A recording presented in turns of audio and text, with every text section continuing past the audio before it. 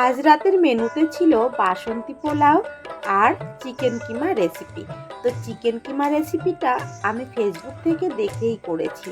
পুরোটা না করলেও একটু একটু মিল রেখে আর আমার মতো করার চেষ্টা করেছি। তো কেমন করে করেছি সেটাই তোমাদের সঙ্গে শেয়ার করব। ফ্রিজে কিছুটা সলিড মাংস ছিল আর কিছুটা মশলা কষানো ছিল। ভাবলাম তাহলে এটাই করি। আর 500 মতো বাসমতি চাল ছিল। প্রথমেই আমি চালটা ভিজিয়ে রেখেছিলাম আধা ঘন্টার জন্য। এবার জল ঝরিয়ে আদা রসুন পেস্টটা, লবণ, হলুদ, একটু গোলমরিচ গুঁড়ো আর একটু লঙ্কা গুঁড়ো মিশিয়ে আমি ভালোভাবে মাখিয়ে রেখেছি। তারপর জল ঝরানোর পাত্রে আমি রেখে একটু ফ্যানের তলায় রেখে দিয়েছি।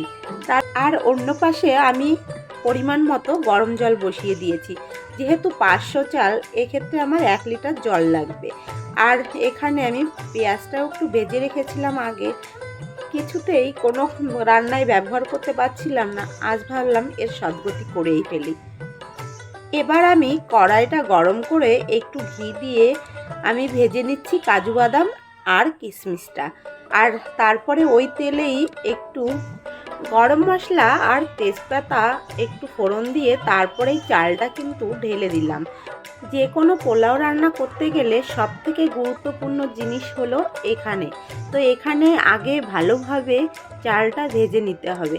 এখানে চালটা ভাজা পারফেক্ট যদি হয় তাহলেই কিন্তু পোলাওটা পুরোপুরি ঝরঝরে আর সুন্দর হবে। আমি কিন্তু খুব বেশি পরিমাণে ঘি অ্যাড করিনি।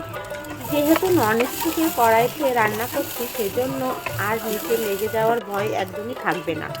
তারপর কিন্তু আমি দিয়ে দিচ্ছিলাম ক্যাপসিকাম আর সেই পেঁয়াজ বেরেস্তাটা।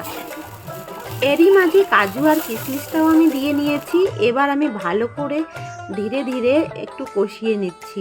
আর এখানে চালটা যেন ভেঙে না যায় সেভাবেই নাড়তে হবে। আর একটু চিনিও অ্যাড করলাম। যদিও বাড়িতে চিনি তেমন পছন্দ করে না, তবুও পোলাও রান্না করতে তো একটু চিনি অ্যাড করতেই হবে, সেজন্য চিনিটাও অ্যাড করেছি। আর পাশে গরম জল করে রেখেছিলাম, সেই গরম জলটাও অ্যাড করে দিলাম। আর এখানে কিন্তু জলটাও মেইন। বাসন্তী পোলাও কিংবা যে কোনো নর্মাল পোলাও রান্না করতে গেলে কিন্তু জলের পরিমাণটা পারফেক্ট হতে হবে। তুমি যতটা পরিমাণ চাল নেবে তার দ্বিগুণ পরিমাণ জল দিতে হবে। এখানে আমি 500 চাল দিয়েছিলাম, সেক্ষেত্রে আমি 1 লিটার জল ইউজ করেছি। আর এখানে হাই ফ্লেমে ছিল অর্ধেকটা টাইম।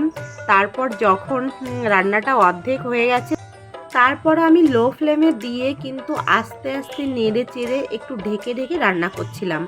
আর মাঝে মাঝেই হালকা করে নেড়ে একটু ভাতটা এদিক ওদিক ছড়িয়ে দিচ্ছিলাম।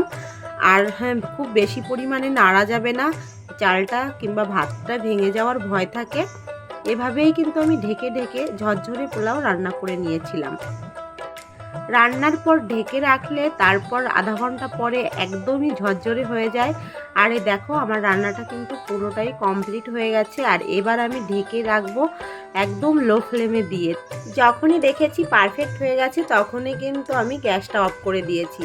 আর আধা ঘন্টা পরে যখন খাওয়াটা শুরু করবে তখন একদম ভাতটা ঝরঝরে হয়ে যাবে। পোলাও রান্না করতে গেলে সব ধরনের মশলা সবাই দেয় না। আর আমি যেহেতু রান্না করতে ভালোবাসি, সেজন্য আমার মনের ইচ্ছায় যে আইটেমগুলো দিলে আমার ভালো লাগবে আমি সেটাই দিই। আর একবার রান্নার পরে যখন দেখি এই জিনিসটা দিলে ভালো হতো কিংবা এই জিনিসটা না দিলে ভালো হতো, পরের বার আমি সেটাই অ্যাড করি কিংবা বাদ দিয়ে থাকি। তোমরা যারা যেভাবে করো আমার এইগুলো দেখে কিন্তু অবশ্যই তোমরা কোনো খারাপ কমেন্ট করবে না, কারণ প্রতিটা রান্না প্রত্যেকটা মানুষের কিন্তু নিজের অভিমতে করে। আমি দুটো রান্নাই কিন্তু একই সঙ্গে করছিলাম, তবে তোমাদের দেখার সুবিধার্থে কিংবা যদি তোমরা এই রান্নাটা দেখে করতে চাও সেই সুবিধার্থে আমি দুটো রান্নার রেসিপি আমি আলাদা করে এডিট করে দিয়েছি। কেমন লাগলো অবশ্যই কমেন্টে কিন্তু জানিও। এখন আমি চিকেন কিমাটা রেস্টুরেন্ট স্টাইলে রান্না করার জন্য প্রথমে কিমাটা কিন্তু আমি মিক্সিতে একটু পেশাই করে নিয়েছি। আলুটাও ভেজে নিচ্ছি। আর কয়েকটা মাংসের টুকরো ছিল সেটাও দিয়ে নিচ্ছি, একটু ভেজে নিলাম। আর এরপর একটা টমেটোও কিন্তু কেটে আমি ভেজে নিলাম সঙ্গে। আগের দিন মাংস করেছিলাম, তার মশলা কিছুটা বেঁচে ছিল, ফ্রিজে রেখে দিয়েছিলাম। আর মাংসের মশলা কী কী লাগে তোমরা তো অবশ্যই জানো। পেঁয়াজ, রসুন, আদা, শুকনো লঙ্কা, কাঁচা লঙ্কা, জিরে এসব দিয়েই কিন্তু আমি মশলাটা করে রেখেছিলাম।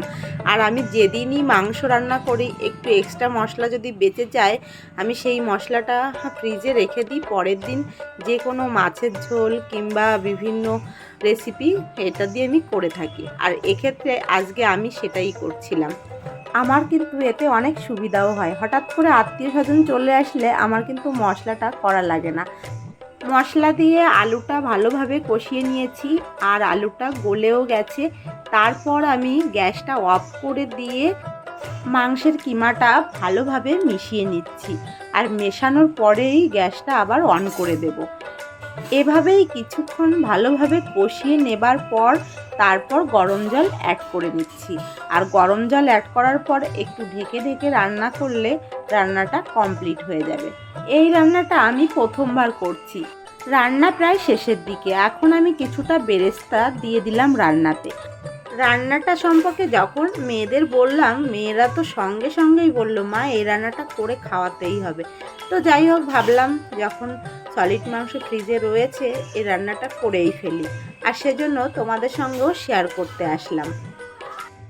রান্নাটা আমার পুরোপুরি কমপ্লিট হয়ে গেছে। এবার আমি নামিয়ে নেব রান্নাটা।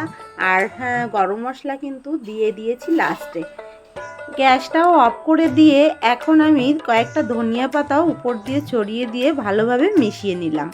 এবার আমি কিন্তু ঢেলে নেব বাটিতে। তো কেমন হয়েছে রান্নাটা দেখতে তোমরা কিন্তু অবশ্যই কমেন্ট করে জানিও। খেতে কিন্তু অসাধারণ হয়েছিল। আর রান্নাটা তোমরা অবশ্যই একবার করে খেয়েও ভীষণ ভালো লাগবে। পোলাওর সাথে দারুণ জমে গেছিলো রান্নাটা। আমার মেয়ে তো খেয়ে বলছে, মা আবার করবে।